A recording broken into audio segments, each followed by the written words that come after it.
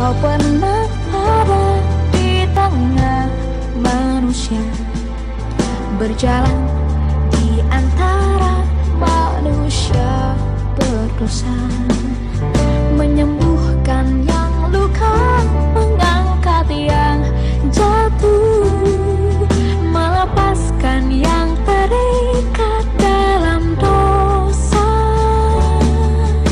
Tuhan. Selamat pagi Bapak, Ibu, dan saudara-saudara Jemaat GKJ Karangasem yang terkasih. Ragi roti yang telah disajikan rutin tiap Rabu dan Jumat selama masa pandemi dengan berbagai pilihan tema, kiranya telah memperkaya rohani kita, kiranya telah memperkaya pemahaman kita tentang berbagai aspek kekristenan, baik dalam dimensi individual maupun sosial. Tema dari Ragi Roti pagi ini adalah teruslah berbuat baik. Tentu saja, tema ini akan saya bawakan dalam kapasitas saya sebagai orang yang masih terus belajar menjadi Kristen. Dalam kapasitas saya yang masih terus berproses untuk menjadi Kristen. Mengapa saya katakan demikian? Ini karena saya memahami kekristenan bukan sebagai bentuk yang telah selesai, bukan sebagai kata benda, namun sebagai kata kerja yang terus berproses aktif tanpa akhir. Bacaan yang menjadi dasar renungan pagi ini diambilkan dari Yakobus 2, ayatnya yang ke-14 sampai ke-26. Demikian firman-Nya.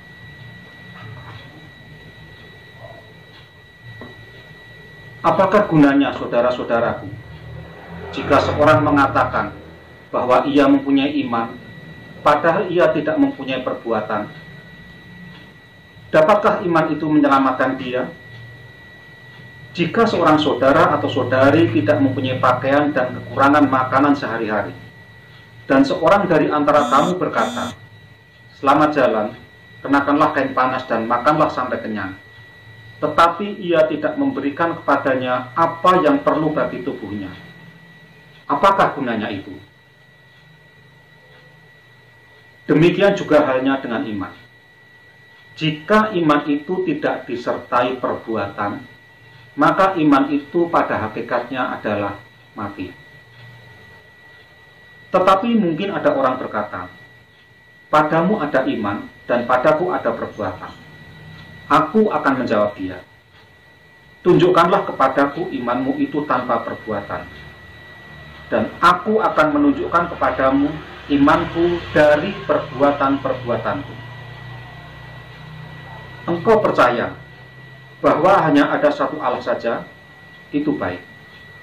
Tetapi setan-setan pun juga percaya akan hal itu, dan mereka gemetar. Hai manusia yang bebal, maukah kau mengakui sekarang bahwa iman tanpa perbuatan adalah iman yang kosong?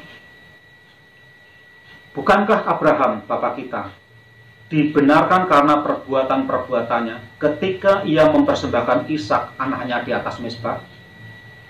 Kamu lihat bahwa iman bekerja sama dengan perbuatan-perbuatan, dan oleh perbuatan-perbuatan itu iman menjadi sempurna. Dengan jalan demikian, genaplah nas yang mengatakan, "Lalu percayalah Abraham kepada Allah, maka Allah memperhitungkan hal itu kepadanya sebagai kebenaran." Karena itu Abraham disebut sahabat Allah. Jadi kamu lihat bahwa manusia dibenarkan karena perbuatan-perbuatannya, dan bukan hanya karena iman. Dan bukankah demikian juga Rahab pelacur itu? Dibenarkan karena perbuatan-perbuatannya, ketika ia menyembunyikan orang-orang yang disuruh itu di dalam rumahnya, lalu menolong mereka lolos melalui jalan yang lain. Sebab seperti tubuh tanpa roh adalah mati, demikian juga iman tanpa perbuatan-perbuatan adalah mati. Demikian pembacaan Alkitab.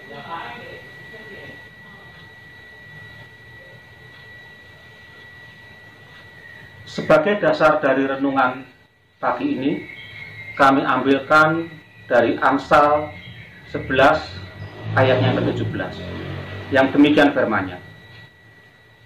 Orang yang murah hati berbuat baik kepada dirinya sendiri, tetapi orang yang kejam menyiksa badannya sendiri. Bapak, Ibu, dan Saudara yang terkasih, kita semua adalah orang yang mengaku Kristen. Kita mengaku sebagai Kristen karena kita lahir dalam lingkungan keluarga Kristen. Karena kita telah dibaptis pada saat anak-anak, dibaptis pada saat dewasa. Kita tiap hari berdoa. Bangun tidur kita berdoa, menjelang makan kita berdoa, berangkat bekerja kita berdoa, dilanjutkan dengan doa-doa lain lagi, sampai doa menjelang tidur. Identitas yang tertera di dalam KTP atau KK kita juga tertulis Kristen. Yang menjadi pertanyaan, pernahkah kita bertanya kepada diri kita sendiri, apakah semua hal yang disebut di atas sudah mencukupi kekristenan kita? Atau kalau kita balik, apakah hanya dengan lahir di keluarga Kristen, dibaptis anak, dibaptis dewasa, dan setiap saat berdoa, itu sudah pantas untuk mendapat sebutan sebagai Kristen? Bapak, Ibu, dan Saudara yang terkasih, kalau ukuran kekristenan dipahami hanya berdasar pada kriteria formal di atas, hanya berdasar pada pengakuan diri, hanya berdasar kepada ritual yang kita jalankan, maka betapa mudahnya, betapa sederhananya menjadi seorang Kristen. Kita sering lupa bahwa pengakuan atau yang kemudian diformalkan dalam bentuk administratif seperti di dalam KTP, maka itu sebenarnya hanya mempunyai makna statistik. Artinya apa? Itu hanya bermanfaat untuk menghitung berapa populasi, berapa jumlah orang yang secara administratif, secara formal sebagai Kristen di suatu daerah tertentu. Kalau demikian, apakah ada yang lebih esensial daripada sekedar mengaku Kristen atau menjalankan ritual kekristenan? Ada banyak unsur agar kekristenan kita menjadi Kristen yang kualitatif. Kristen yang tidak sekedar formal administratif. Seperti yang diangkat sebagai tema, maka unsur yang kita jadikan bahasan adalah perihal berbuat baik. Pertanyaan selanjutnya, bagaimana bentuk perbuatan baik itu? Seperti apa? Atau seperti siapa perbuatan baik itu? Kepada siapa perbuatan baik itu kita tujukan? Aristoteles, seorang filsuf Yunani, pernah mengatakan bahwa man naturally is a social animal. Manusia itu pada dasarnya adalah binatang sosial atau makhluk sosial. Sifat ini inheren pada siapapun juga, terlepas dari keyakinan yang dianutnya. Bahwa kadang-kadang sifat ini dominan pada orang-orang tertentu dan tidak dominan pada orang lainnya. Ada banyak faktor yang mempengaruhi, baik yang bersifat psikologis, sosiologis maupun kultural. Sebagai orang yang mengaku Kristen, di tengah arus dunia yang menggiring orang pada sifat sebaliknya, yakni man naturally is an individual animal, makhluk individual, kita harus menjaga agar sifat-sifat sosial, sifat-sifat altruistik, bahkan sifat asketik tetap ada pada diri kita, sehingga pemahaman kekristenan kita, pemahaman keagamaan kita tidak menjadi individualistik, tidak menjadi egosentris.